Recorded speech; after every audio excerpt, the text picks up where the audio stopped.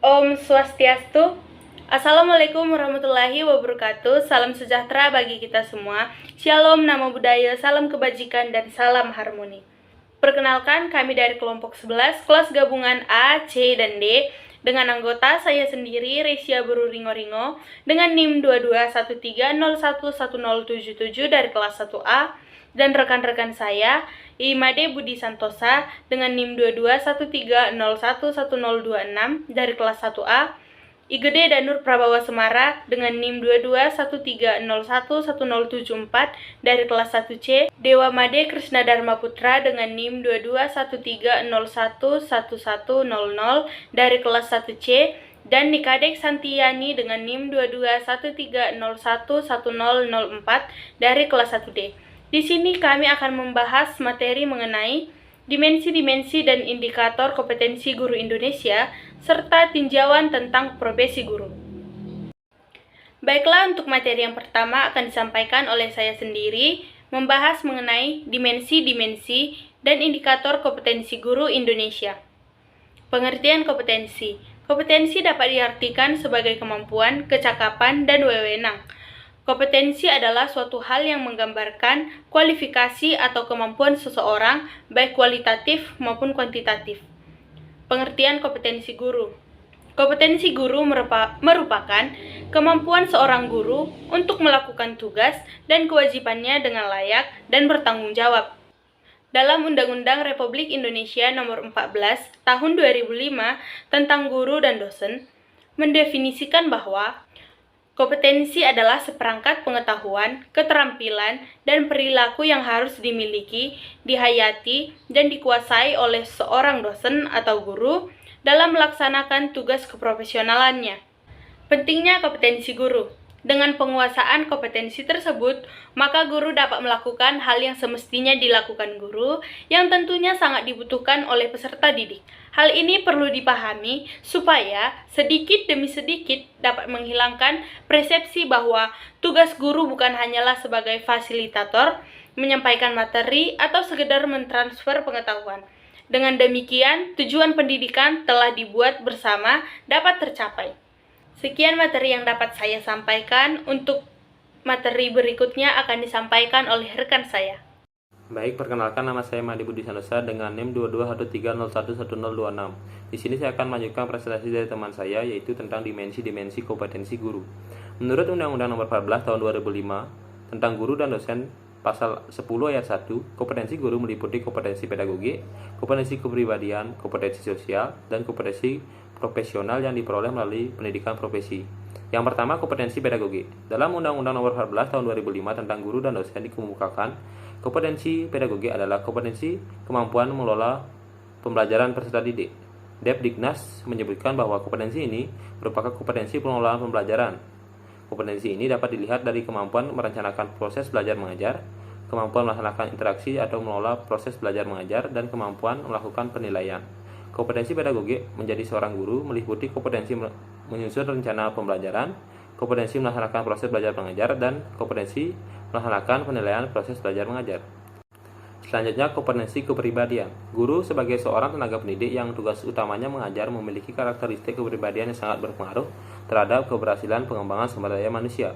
Kepribadian yang mantap dari seorang guru akan memberikan teladan yang baik bagi anak didiknya maupun masyarakat, sehingga guru tampil sebagai sosok yang patut digugu atau ditaati nasihat, ucapan, dan perintahnya, dan ditiru atau dicontoh sikap dan perilakunya. Kepribadian guru merupakan faktor terpenting bagi keberhasilan belajar anak didiknya, sekaligus menegaskan bahwa kepribadian inilah yang akan menentukan apakah seorang guru dapat menjadi tenaga pendidik atau pembina yang baik bagi anak didiknya, ataukah akan menjadi perusak atau pengancar bagi masa depan anak didiknya. Karakteristik kepribadian yang berkaitan dengan keberhasilan guru dalam menggeluti profesinya meliputi fleksibilitas kognitif dan keterbukaan psikologis. Fleksibilitas kognitif atau keluasan ranah cipta merupakan kemampuan berpikir yang diikuti dengan tindakan secara stimulan dan memadai dalam situasi tertentu. Guru yang fleksibilitas pada umumnya ditandai dengan adanya keterbukaan berpikir dan beradaptasi. Selain itu, Ia memiliki resistensi atau daya tahan terhadap ketertutupan ranah cipta yang prematur dalam pengamatan dan pengenalan. Selanjutnya, kompetensi profesional. Menurut Undang-Undang Nomor 14 Tahun 2005 tentang Guru dan Dosen, kompetensi profesional adalah kemampuan penguasaan materi pembelajaran secara luas dan mendalam. Menurut Surya merupakan bahwa kompetensi profesional adalah berbagai kemampuan yang diperlukan agar dapat mewujudkan dirinya sebagai guru yang profesional. Kompetensi profesional meliputi kepakaran atau keahlian dalam bidangnya, yaitu penguasaan bahan yang harus diajarkan beserta metodenya, rasa tanggung jawab akan tugasnya, dan rasa kebersamaan dengan sejawat guru lainnya. Selanjutnya, Ari Kunto merupakan bahwa kompetensi profesional mengharuskan guru memiliki pengetahuan yang luas dan dalam tentang subjek matter atau bidang studi yang akan diajarkan, serta penguasaan metodologi, yaitu penguasaan konsep teoretik maupun memilih metode yang tepat dan mampu menggunakan dalam proses belajar mengajar. Yang terakhir adalah kompetensi sosial. Guru yang efektif merupakan guru yang mampu membawa para siswanya berhasil dalam mencapai tujuan pengajaran. Mengajar di depan kelas merupakan perwujudan interaksi dalam proses komunikasi.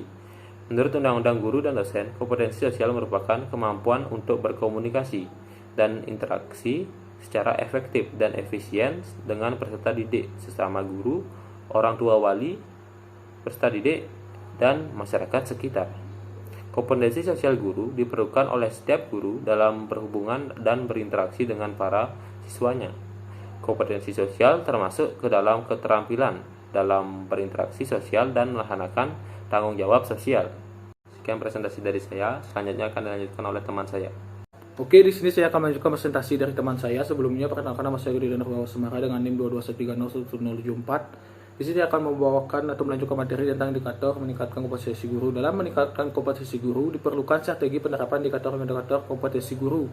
Indikator yang harus dipenuhi oleh seorang guru terdiri dari 4 kompetensi yang harus dikuasai oleh seorang guru berdasarkan Undang-Undang Nomor 14 Tahun 2005 tentang Guru dan Dosen. Pada pasal 10 ayat 1 menyatakan bahwa kompetensi guru sebagaimana dimaksud dalam pasal 8 meliputi kompetensi pedagogik, kompetensi kepribadian, kompetensi sosial, kompetensi profesional, dan yang diperoleh melalui pendidikan profesi. Kemudian lebih terperinci dalam Peraturan Menteri Pendidikan Nasional Indonesia Nomor 16 Tahun 2007 dijelaskan juga tentang standar kuantifikasi akademik dan kompetensi guru.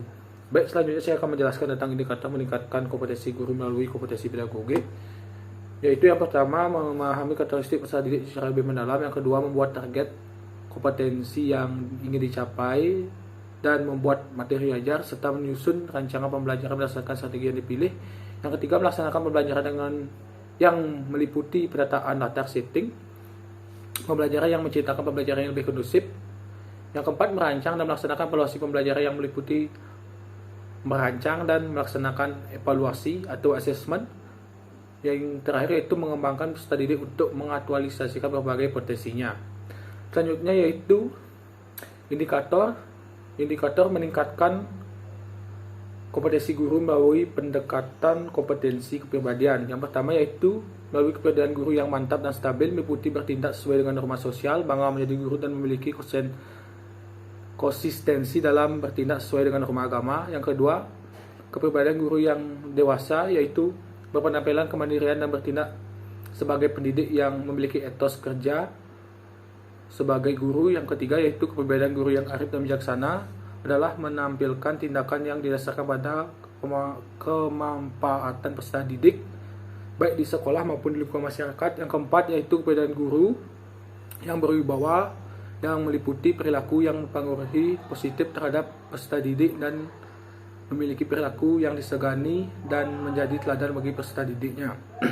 Setelah yang terakhir yaitu berakhlak mulia dan menjadi teladan, yaitu meliputi tindakan sesuai dengan norma religius, jujur, ikhlas, suka menolong, dan memiliki perilaku yang diteladani oleh peserta didiknya. Selanjutnya yaitu indikator meningkatkan kompetensi guru melalui pendekatan kompetensi profesional. Yang pertama yaitu menguasai materi, struktur, konsep, dan pola pikir keilmuan yang mendukung pembelajaran yang akan diampu. Yang kedua yaitu menguasai standar kompetensi dan kompetensi dasar dari mata pembelajaran yang diampu atau dikembangkan. Yang ketiga yaitu mengembangkan materi pembelajaran yang diampu secara lebih efektif, efisien, dan kreatif. Yang keempat yaitu meningkatkan keprofesionalan secara berkelanjutan dengan melakukan tindakan reflektif. Serta yang terakhir yaitu mengembangkan ilmu pengetahuan, teknologi, dan informasi untuk berkomunikasi dan mengembangkan diri dalam penerapan proses pembelajaran di kelas. Oke, yang terakhir yaitu indikator pendekatan kompetensi guru melalui pendekatan kompetensi sosial.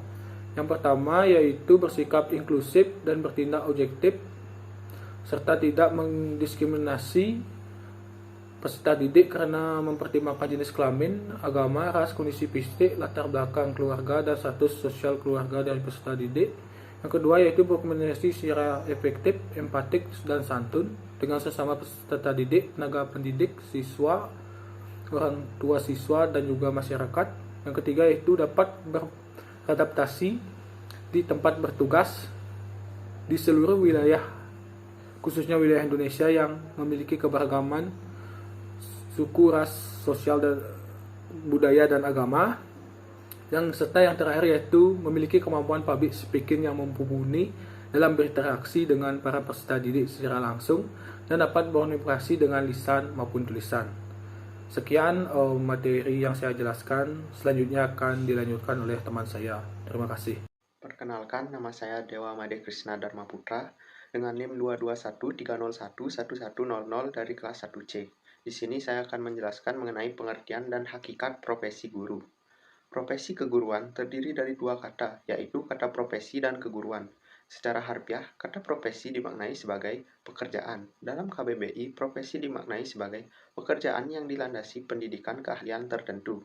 Sementara itu, istilah profesional diartikan sebagai sesuatu yang bersangkutan dengan profesi. Dari kedua pengertian itu, dapat dikatakan bahwa sebuah profesi memerlukan persyaratan khusus bagi orang yang memerlukannya, sedangkan orang yang menggeluti profesi dapat disebut sebagai seorang profesional. Kata kedua yang harus dikaji adalah kata keguruan yang berasal dari kata guru. Keguruan dapat dimaknai sebagai hal yang berkaitan dengan guru. Sehubungan dengan itu, keguruan berarti ilmu yang berkaitan dengan guru. Dari uraian di atas dapat disimpulkan bahwa profesi keguruan dimaknai sebagai ilmu yang mencakup berbagai hal atau aspek yang berkaitan dengan pekerjaan sebagai guru yang profesional. Kemudian, pada hakikat profesi guru adalah suatu pernyataan atau suatu janji terbuka yang dinyatakan oleh tenaga profesional, tidak sama dengan suatu pernyataan yang dikemukakan oleh non-profesional. Janji tersebut bukan hanya diucapkan, tetapi merupakan ekspresi kepribadian yang tampak pada tingkah laku sehari-hari, yang mana janji tersebut bersifat etik dan akan berhadapan dengan sanksi-sanksi tertentu. Sejalan dengan pengertian tersebut, mata kuliah profesi keguruan akan menekuni berbagai aspek yang harus dikuasai agar mampu menjalani pekerjaan sebagai guru yang profesional. Baik, di sini saya akan melanjutkan penjelasan materi dari rekan saya. Sebelumnya perkenalkan, nama saya Nika Santiani dengan NIM 22130111004. Di sini saya akan melanjutkan materi mengenai persyaratan profesi guru. Syarat-syarat profesi guru menurut Robert Dweck mengungkapkan tentang ciri-ciri dan syarat-syarat profesi guru. Antara lain, yang pertama adalah lebih mementingkan pelayanan kemanusiaan yang ideal dibandingkan dengan kepentingan sendiri. Yang kedua, seorang pekerja profesional secara aktif memerlukan waktu yang panjang untuk mempelajari konsep-konsep serta prinsip-prinsip pengetahuan khusus yang mendukung keahliannya. Yang ketiga, memiliki kualifikasi tertentu untuk memasuki profesi tersebut serta mampu mengikuti perkembangan dalam pertumbuhan jabatan. Yang keempat, memiliki kode etik yang mengatur keanggotaan, tingkah laku, sikap, dan cara kerja.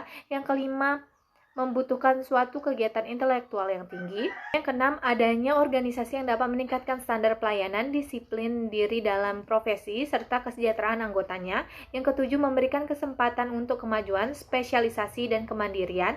Yang kedelapan, memandang profesi suatu karir hidup atau life career dan menjadi seorang anggota yang permanen. Ciri-ciri dan syarat tersebut dapat digunakan sebagai kriteria atau tolak ukur keprofesionalan guru. Selanjutnya, kriteria ini akan berfungsi ganda, yaitu sebagai yang pertama untuk mengukur sejauh mana guru-guru di Indonesia telah memenuhi kriteria profesionalisasi. Yang kedua, dijadikan titik tujuan yang akan mengarahkan kepada segala upaya menuju profesionalisasi guru yang berdasarkan syarat profesi. Sekian pemaparan materi mengenai dimensi-dimensi dan indikator kompetensi guru Indonesia serta tinjauannya tentang profesi guru.